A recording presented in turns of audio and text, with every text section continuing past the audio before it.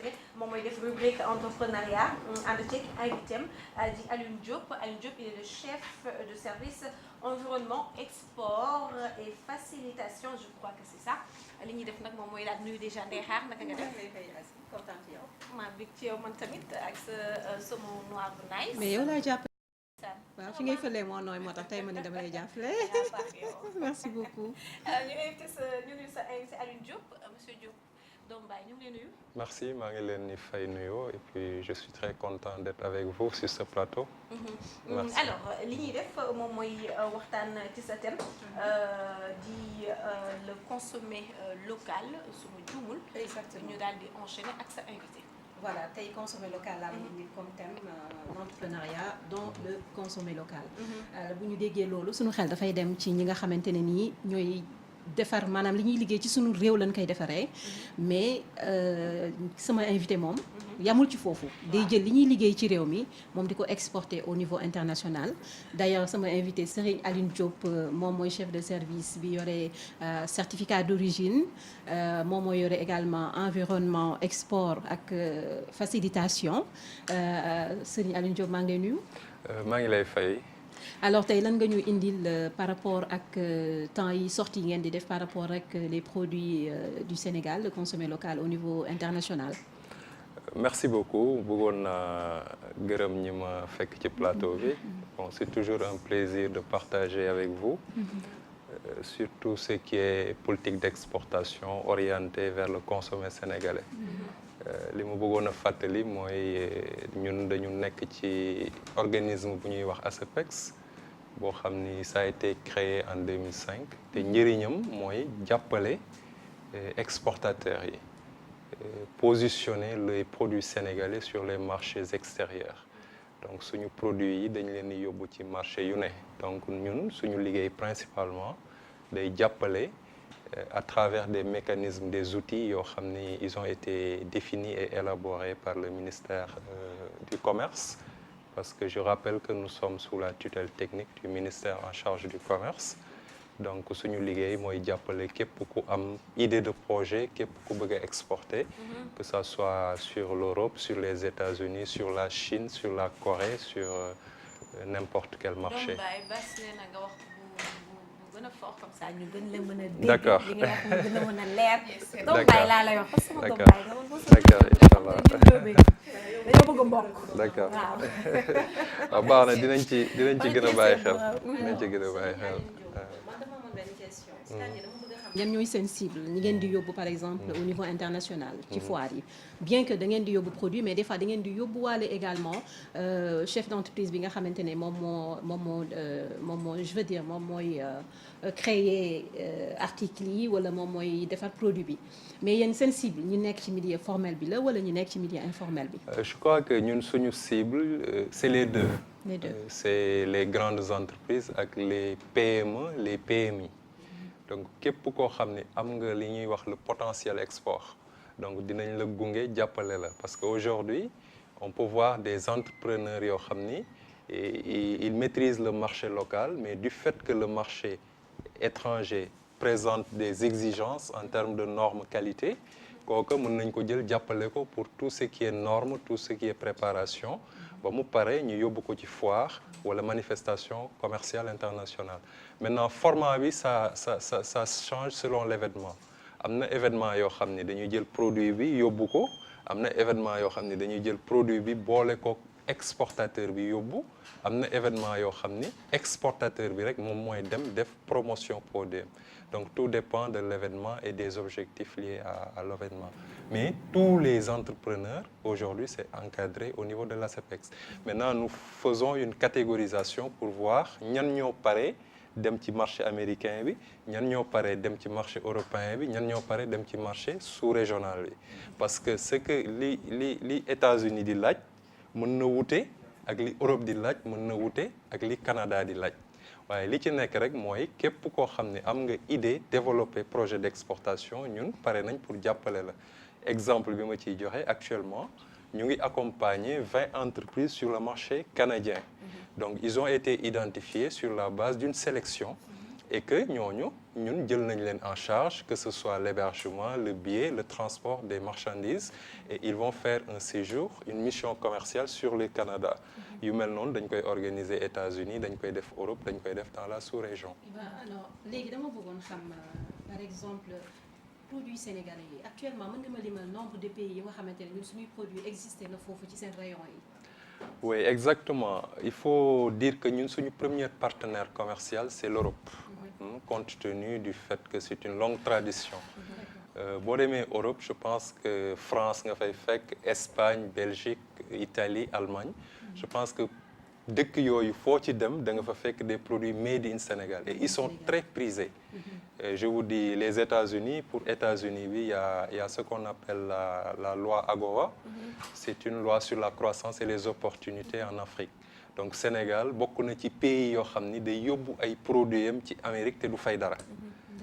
Boo demee Chine également am nañ ce qu'on appelle le SGP chinois. Sur la Corée, le SGP chinois, le SGP coréen. Ça veut dire que yooyu yëpp ay facilités yoo xam ne la ñun am nañ ko ba nga xam ne suñuy produits bu ñuy dem ci dëkk yooyu amu ci benn dëkk boo xam ne danañ fay droit de douane. Donc je pense que c'est une opportunité que nous avons et dans tous ces marchés, nous retrouvons effectivement les produits made in Sénégal. Mbaa des fois du ngeen am ñu ngeen yóbbu ba pare ñu toog. Bon, c'est pourquoi ñun dañu am benn équipe boo xam ne mooy sélectionner. Parce qu'il faut le rappeler, nous sommes une structure publique qui gère des deniers publics. Donc nous sommes régis par les principes de la loi administrative en matière de contrôle. Ce qui fait qu'on est très sélectif un peu avec les entreprises avec qui nous travaillons. En tout cas, ba fii, on travaille avec des professionnels et je pense qu'aujourd'hui, am ce business bàyyi ko fi naan yaa ngi daw pour dem fenn, je pense que c'est impensable. Aujourd'hui, en tout cas, ñun moom amaguñu cas yu mel noonu. Au contraire, on accompagne les structures wutal leen ay commandes fermes ba bu ñu ñibbisee ñoom dañuy am sax problème pour un peu satisfaire ces commandes. Je veux dire qu'aujourd'hui, donc quels sont les critères de sélection ou bien les critères d'adhésion par rapport à voilà, donc nous sommes au stade de la commercialisation et que ni fi ASAPEX nekkee noonu la fi yeneen structure nekkee telles que l'ADPME, telles que le COSEC qui font un peu de l'encadrement à la base. Donc nous on cible les entreprises qui sont prêtes à exporter. Donc il faut que le produit existe déjà. Donc une fois vous avez le produit, on regarde est-ce que l'entreprise est légalement constituée à travers un GIE, une SARL ou une association tout simplement. Et que dès que vous venez manifester votre intérêt de bénéficier de nos services, vous produisez un certain nombre de documents, notamment les documents légaux de constitution. On demande le NINEA, on demande le registre de commerce, la carte import-export, ce qui vous confère la profession d'exportateur. Donc une fois que vous êtes sélectionné un peu à travers ces critères, on peut considérer que vous êtes un potentiel exportateur. Maintenant, s'il y a une manifestation, on va travailler sur un cadre logique, une manifestation d'intérêt sur lequel on définit un certain nombre de critères en termes de respect des normes, en termes de présence commerciale, en termes d'emballage, en termes d'étiquetage. Donc maintenant, un comité va se réunir pour un peu délibérer sur les structures qui seront retenues et qui auront droit à cet accompagnement sur les marchés. Voilà. Pour conclure, oui. Oui, pour conclure, Assi. Est-ce que entreprise yi da ngeen di yóbbu wala des fois à titre personnel am na ñu nga xamante ne ni ñuy évoluer ci milieu bi des fois mën ngeen leen yóbbaale ñu dem exposer seen produit. Ça dépend. Il y a des salons spécialisés où on peut avoir des visiteurs professionnels. Ça veut dire que quelqu'un a envie de découvrir le marché allemand. Il y a ce qu'on appelle le Free Logistica. Il y a des exportateurs de produits, mais aussi il y a des visiteurs professionnels. Donc ces visiteurs pourront également être accompagnés sur la base d'un contrat et que l'ASEPEX les accompagne pour qu'ils aillent découvrir un peu la foire, les enjeux et les objectifs. Donc on accompagne tous ces deux types de... Merci Serigne Malick Diop. En tout cas, j'espère que rubrique bi di ñëw docteur Malick Gueye sera là. En tout cas, il nous l'a promis. Et maa ngi lay remercier bu baax parce que explication yi leer na boo demee nga nuyul ma waa ASEPEX yëpp. ñu ngi leen di gërëm bu Allez, on baax. va. Asi, merci Alors, beaucoup. il va pas partir, hein. On va enchaîner avec Société Développement. Mama Soukane moom mi jël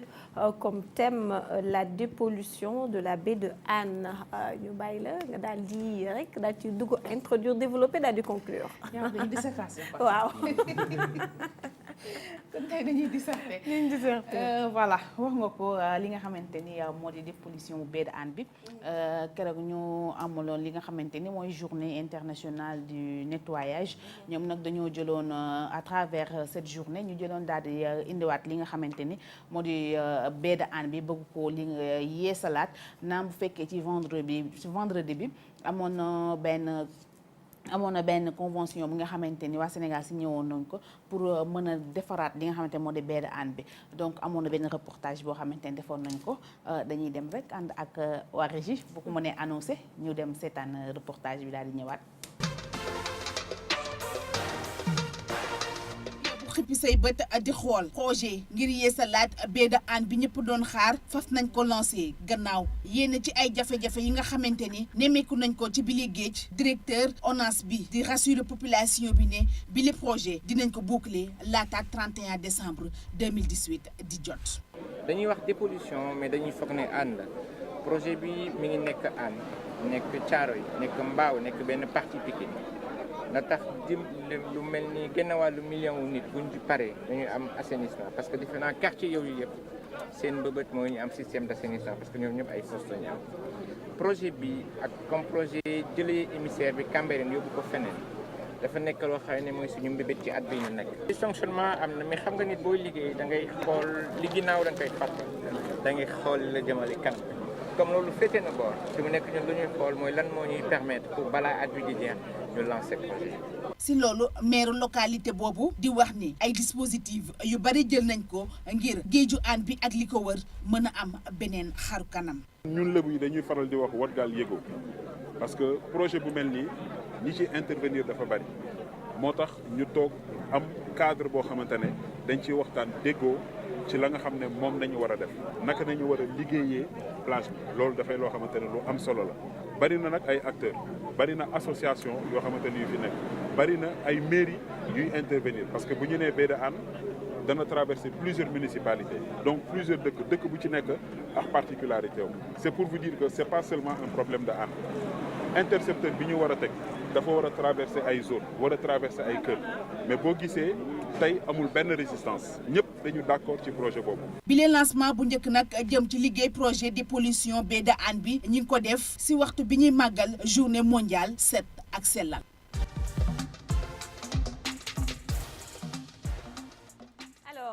On a vu Lansana Gagny Sakho bu ONAS gis nañ tamit le maire de Hann Bel-Air di Babacar Mbengue ñu bàyyi la peut-être nga wax ñu lan ngeen jëlee ci reportage bi. voilà Asi gis nga ko ni ñu ko waxee ci reportage bi déjà gis ngeen séance de nettoiement yi nga xamante ne amal nañ ko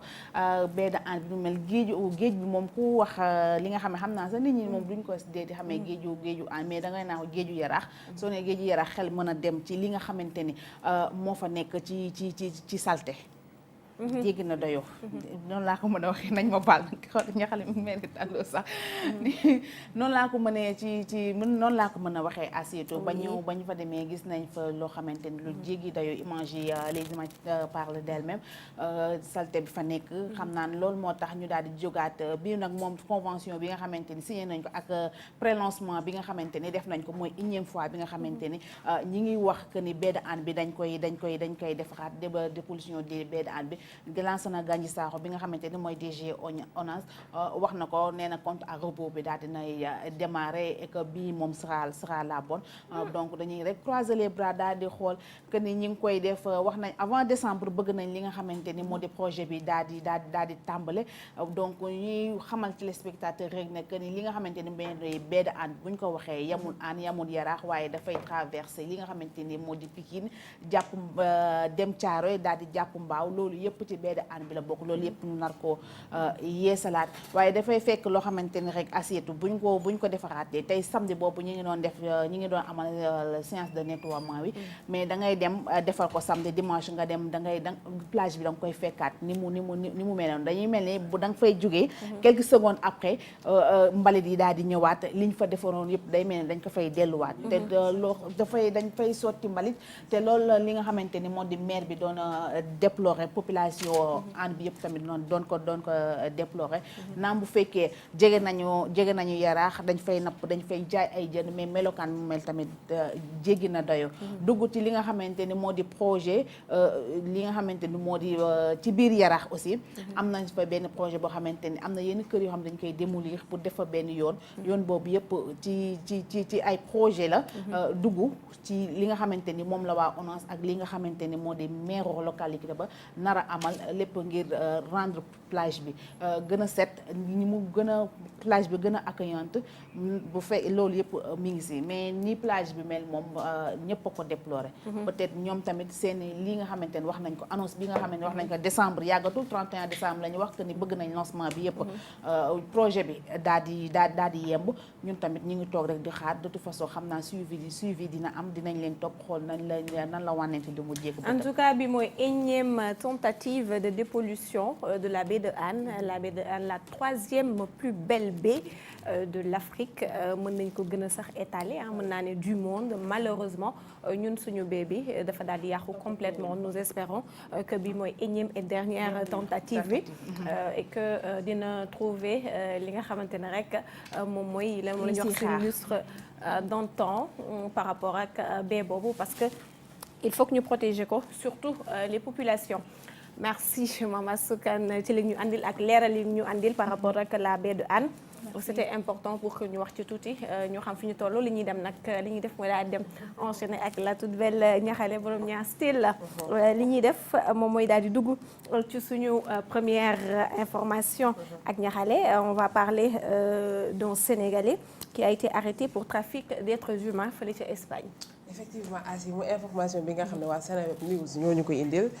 kii c'est un Sénégalais qui s'appelle Mactar Diop âgé de 30 ans moom daal police espagnole bi daal di interpellé fan yi passé ñu daal di fekk ci portable am en fait c'est portable bi sax moo génnee tuuxi duna yooyu portable bi moo ko feeñal parce que bi ñu gisee ci bi ñu ko jàppee fekk nañ ci portable am ay audio ak ay photo ak éléments yi nga xam ne wone na que trafic de migrants yi mi ngi ko doon def non seulement bokk na ci ñi nga doon xam ne ñoo ko doon organiser mais en plus de ça il recrutait moo doon assurer aussi logement bi transport bi jusqu'au lieu de départ et de collecte d'argent te asi ci collecte d'argent bi rek amoon na ay genre $500 par personne la doon recevoir ci nit ñi soit un peu moins de 300 000 francs ci nit ci benn personne. Malheureusement ci convoi bi mu mujj organisé y a eu ay morts y a eu des morts noyés en avril dernier bi la fi amee convoi bi mu jëloon yëpp ils sont morts noyés ci biir géej gi. Voilà c'est pas la première fois muy dox ci lu mel noonu mu wane ne rek juste que ni yëfu voilà trafic de migrants bi ngandim business la. ngandim business la boo xam ne li mu englobé ci boppam moo rëy yëf yi dafa mel ni benn genre lobbying boo xam ne c'est par secteur. te dañuy am seen ay dañuy am aussi seen ay nan laa leen mën a tudde seen ay complices voilà yu nekk ci secteur bu ne c'est on les appelle des passeurs et tout mais xam nga dernièrement rek indi naa fi passeurs yoo xam ne dañuy solo comme waa au commissariat des réfugiés ni ñuy solo donc pour te dire que ni yëf yi dafa rëy daal voilà dafa rëy nañ ci def très attention. ñu daal di jàll ci beneen moom mooy cet homme qui a été décapité fële ca Tivaouane. Alors les raisons sont évoquées par Gora Seck qui se trouve être son fils. Ouais, Gora Seck dernièrement indi naa leen fi information boobu noonu buy wane ni am na benn waay bu am 70 ans entre 70 ans ak 79 ans la ñu wax. Là actuellement âge am leer na il avait 71 14 ans moom ñu faatoon ko ci anam yu metti ci biir benn un champ daal di ko décapité yóbbu bopp ba amul kenn ku ko def ku dul doomam bu góor bu tudd Gora Seck moo def lu mel noonu ki nga xam ne mooy baayam ci kaw keroog ba mu ko newee da koy déshérité par rapport ak suuf si nga xam ne moo ko moom papa ji moo ko moom jox ko yeneen doomam yi mu déshérité ko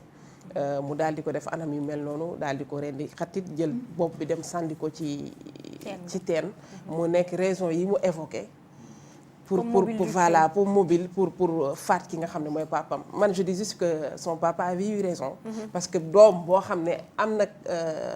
capacité tim baayam rendi jël bopp sànni donc il a vraiment eu raison de le déshériter. D'accord.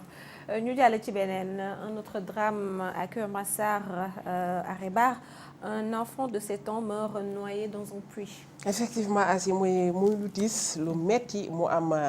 Keur Massar di juróom-ñaari doom juróom-ñaari xale yi nga xam ne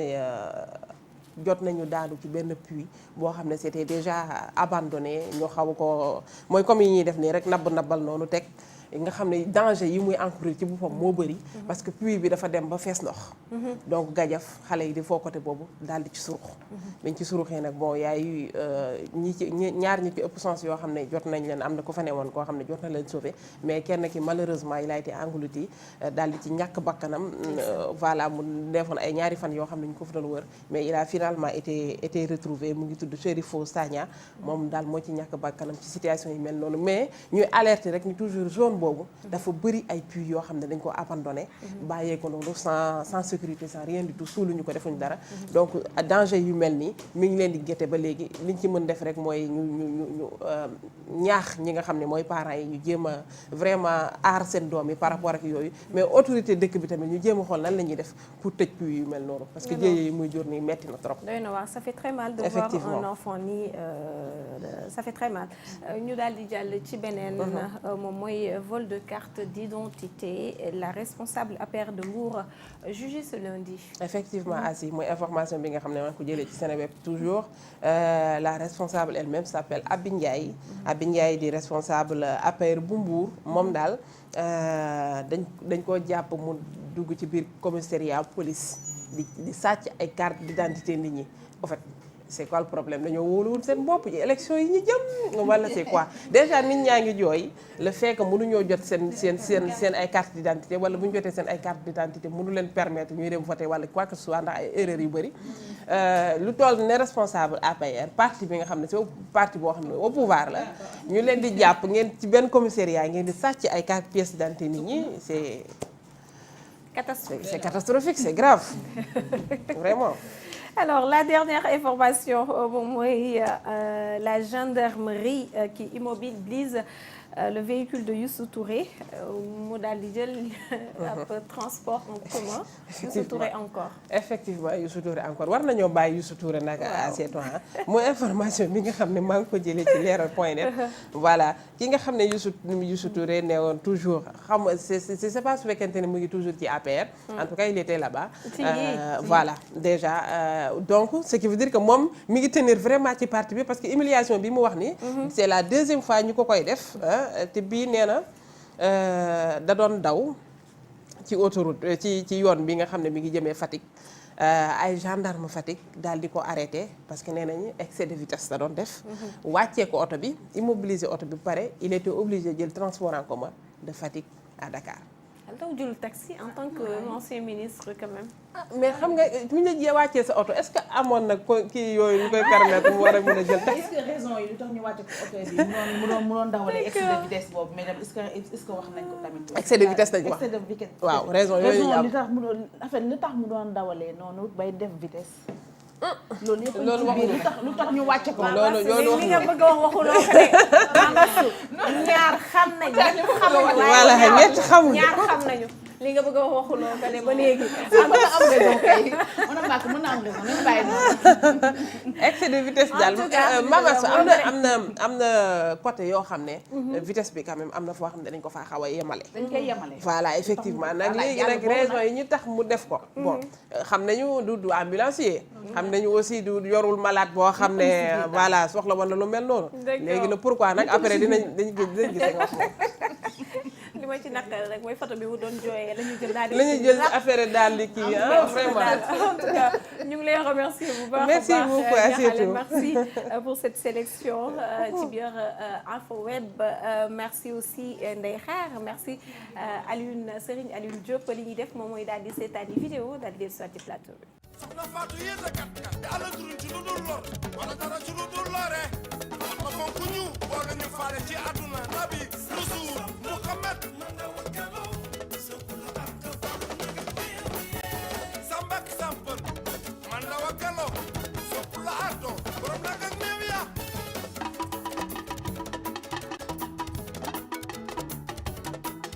Modou Mbaye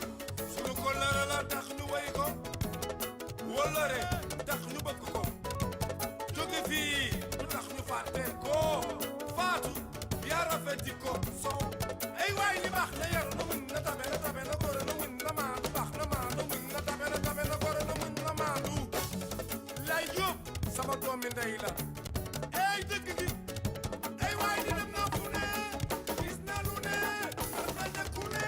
moo waral ma ne ànd ak suñuy artiste invité di Laye Sow Poul Ardo ak ki moo àndal di Maria Minenkino c'est ça moom nag elle est infirmière en Italie daal di ñëw fii Sénégal ngir def ci wàllu social dañuy daal di leen di nuyu ñu nuyu la d'abord parce que aussi soxnaam la li ñuy def nag moom mooy waxtaan bi day xaw a neex ndaxte Maria anglais non Maria wolof non Maria français non donc Maria italiano alors on va faire la traduction ak yow nga jéem a traduire déjà ñu bàyyi la nga nuyoo. waaw salaamaaleykum waa Sénégal waaw maa ngi leen di nuyu yéen ñëpp di nuyu samay xarit di nuyu samay waajur di nuyu samay am di jàmm di nuyu samay sëriñ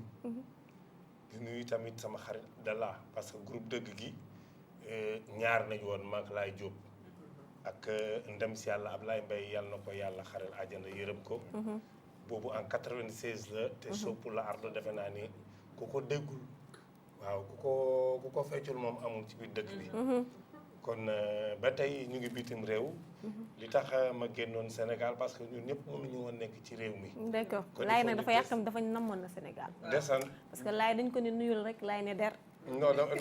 der il faut mën a der dama namoon nga Sénégal bu baax dama namoon Sénégal namu réew mi parce que dafa am xër-xër boo xam ne dama ko am ci Sénégal te bëgg naa ko def ci réew mi waaw loolu dinañ ci waxtaan léegi sa xër-xër bi nga am mais Marceline mu ngi fii mais madame mu ngi fii aussi ah waaw madame mu ngi fii Maria waaw foofu mu nuyoo mais bala muy nuyu ñu nuyu la toute belle comment tu vas sant yàlla noir sax de benn julli ci yonent bu tedd bi Seydina Muhammad sallallahu alayhi wa sallam di gërëm sama sang boobu di Baye Mamour Insa Diop depuis Westfa di la nuyu Sow Poul Ardo wéyam bi wax na dëgg feccaloo na ñëpp di nuyu soxnaam bu ñaawul bi di nuyu ñaa style ña xale di leen nuyu yéen amis téléspectateurs di nuyu particulièrement ki nga xamante ni Idi la mooy menuisier bi nekk Liberté 6 ginnaaw immeuble Ferdinand Coly di def yu baax may ñaax nit yi rek ñu dellu ci consommer local bi parce que ñoom am nañ fi njëriñ torop am solo alors wax ko mu nuyoo adesso che devi salutare pure tu salaamaaleykum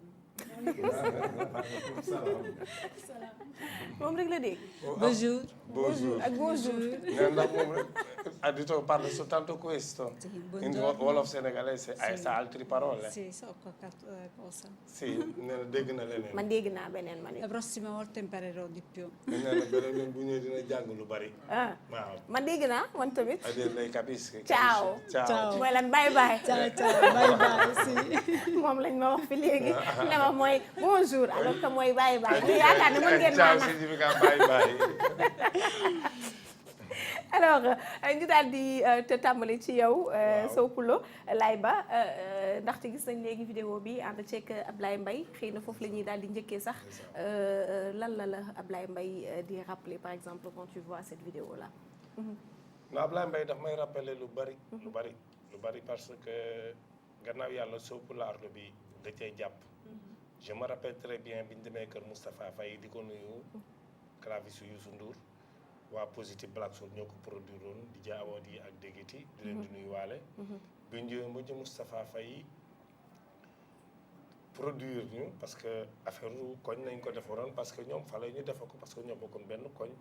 ba ñëwee ba produire ñu jàpp ci on n'avait pas de chanteur boo xam ne waroon na ci jàpp parce que programme ñu ko woon sax parce que ma créé concept bi defar air bi defar paroles yi defar lépp teg mais bu ñëwee ba studio Xippi je me rappelle très bien ba Ndiaga Ndour taxaw parce que studio Xippi boobu ngi ville ba nga Ndiaga Ndour taxaw ne yéen 30 minutes moo leen dese parce que dañuy mixé Ablaye Mbaye ca la wàcce ci taxi bi dugg si biir studio bi mun a Ndiaga mun na ko naa mun na ko affaire bii foog mu dugal ci sama baat su ma ci dugalul sama baat non dina demee neneen Ndiaga Ndour ne ko yow da nga signé contrat ak boobu Saprom la woon waaw da nga signé contrat kon balaa ngay téléphoné balaa ngay wëy il faut ñu seet waxtaan xool nu mu demee Ablaye Mbaye ne après dinaa waxtaan ak yéen waaye laay dafa baax faw ma jàpp ci bi mu ci dugal baatam Sopul Ardo dafa meloon ne dañoo gagné parce que bi muy dugal baat bi daf ko dugal ak yéene comprendre nga daf ko dugal ak yéene affaire bi yaakaaruñ ko fii ñu génnee 500 exemplaires toog nañ 3 mois kase bi kenn dégg ko benn jour daal ñu ngi toog maag sama xarit di lekk mango nii ci mbedd mi bopp koñ bi jékki-jékki déglu si saa suñu dégg Sopul Ardo ci gannaaw dégg Sopul Ardo fu sori mu mel ni yàlla daf ñu wanulee lépp daal moo tax ku gëmul yàlla rek nañ jëloo suñu bopp ci yàlla. Alors pour terminer tuuti ci côté wàllu woowu lan moo la gën a marqué ci moom man li ma gën a marqué ci moom mooy bëggeel gi ma bëggoon quoi franchement ak yéene gi ma yéene parce que def naa remix bi ak Papis Ndiaye clavis Wally Seck bi mu jógee Paris delli suwaat ne ma lii man maa koy tëgg moo tax man du ma gëj fa mu tëdd ndeysaan da nga koy ziar lu bëri dama koy ziar da nga koy seeti dama fa gëj maa ngi ñëw mais balaa may dem dinaa fa jaar ñaanal ko waaw ñaanal ko parce que loolu la ñu am saraxel ko ñaanal ko daal waaw parce que doon woon sax ma koy wax ci télévision bi mais yàlla defaruma ko moom sama bopp laa ko defal d'accord y a aussi quelqu'un d'autre moom mooy Habib Faye xëy na am na foo leen mën a jaar ban hommage nga mën a rendre waaw Habib sama grand la parce que man famille Faye ñoo def ci man lépp waaw du nuyuwaale sama grand Lamine Faye waaw famille Faye ñoo def ci man lépp parce que Lamine c'est un grand maître Habib bi ma déggee ni décédé na boobu maa ngi woon Europe maa ngi doon dox nii pour dem pour am benn spectacle mais encore du dama arrêté sama spectacle bi dama toog sama musiciens yi wax ma ne ma lan la ma ne sama xarit moo génn àdduna ti record bi kon guitariste est morte kon yo eri Abatuto mu ngi koy fàttaliku xam nga maa ngi toog nii ne du ma dem fenn parce que kii c'est un génie c'est un grand boo xam ne il a contribué dans la musique africaine dans la musique mondiale kon Habib ku jar a fàttaliku la kon di ñaan ñëpp ñoom fañ nekk xam nga lu ñu bëgg ñaan kon ñun ñi nga xam ne ñoo fi nekk danañ leen fekk ci ëllëg d'accord am na solo alors nga nekk di bay sa waar aussi ci wàllu musique bi gis naa ci ay album yu bëri xëy na ma bàyyi bala ñuy dugg ci wàllu woowu ak musique bi ngay defee ñu waxtaan ak soxna si tuuti label lan nga bëgg a laaj waaw lan nga bëgg a laaj Maria waaw ndax déjà moom social gi mu nekk di yëngu dafa nekk lu am solo fii nga xamante ne moo di suñu réew ñu bëri dañu déplacé di jóge un peu partout di ci gëstu ma laaj ko lu ko waral mu ñëw indi fii spécialement pour côté xale yi ndax foofu ci xale yi la spécialisé wu wala non elle a toujours eu le don pour dafa mës a am estime pour dimbali xale yeeg jàppale leen lan moo tax tamit mu tànn Thiès boobu nga xamante ne dafay waajal benn affaire addito si vedi che tu lavori del social comunque prima di tutto saluto tutti i nostri amici che sta in Italia perché siamo in direct dell'Italia sì. Allora hai chiesto perché tu hai lasciato l'Italia per venire in Senegal per poterti aiutare i bambini che stanno qui qual è il tuo obiettivo di questa cosa? Questo viaggio è partito soltanto perché volevo conoscere la famiglia di lei e farci una vacanza. Poi un giorno mi sono detta Non posso andare in Senegal e non andare a visitare alcuni ospedali mënuma dem visiter ay yenn hôpital yi. per capire come operano negli pour ospedali, xam lan mooy seen liggéey lan la ñuy jonkante. che scambio possiamo avere dall'Italia al lan Senegal lañ mën a def Italie ak Sénégal pour seet lu ñu leen mën a jàppale. e cosa posso fare anche perché volevo dare una mano nei villaggi, ma per guardare, per tamit mu capire. xool jàppale yenn village yi. nga xam ne amuñu dara. Quindi ho cominciato una raccolta fondi nee na mu ñëw def benn quête boo xam ne ay moom ak ay xaritam ñu nekk ci hôpital bi Italie. nel mio ospedale si hôpitalam. di tutte le persone che hanno stima di me, che hanno creduto in am me, yéene ko ba pare gëm li nga xam ne moom lay def. e ho raccolto una cifra che ho investito e sto investendo per mu andare jox in giro xaalis bu bari mu takku. e portare un supporto. mu jël ko ne da koy jël xam nu mu dimbalee yenn ndimbali. mu doon benn vacance am boo xam ne mooy premier pas boo xam ne. day ñëw am lu mu dimbali. ba pare xool lan la mën a def ci yenn village yi. D'accord. moo tax yenn affaires yi jamono ci village yi jënd fa ay ceeb yu bari diwlin yu bari. xool yu bari ba pare mu ne ma ñëw ma pour jox leen lekk ak naan. damaa ñëw pour xool lan moo fi manqué loo xam lu am importance. mu mun ko def waaye nit ki tamit balaa nga koy jox. il faut que jox ko mu lekk mbaa mu naan nga doog koo wax. D'accord. waaw. Poi ho chiesto all'associazione ne mu am benn che association lavora per le TIN in campagna in ñoo xam ne Italia, association boo xam ne dañuy liggéey ci affaire campagne italienne pour affaire yi enfants prématurés yi. che è l'associazione Cuore di Maglia, che fanno lavori a mano cœur de Mayette